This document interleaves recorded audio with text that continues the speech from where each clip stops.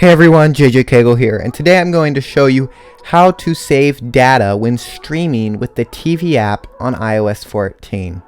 So if you have a data cap on your Wi-Fi, then you may have noticed that streaming a lot of shows quickly eats up all your data cap and quickly pushes you to what you can do, and then you're out of data for the rest of the month.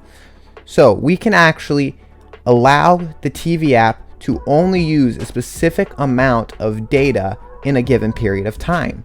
So how we do this is we go to settings and we scroll down to TV.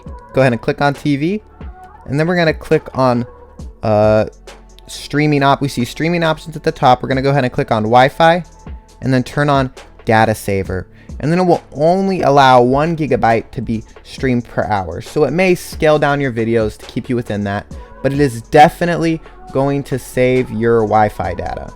Thanks for watching. I hope this video helped. Please subscribe.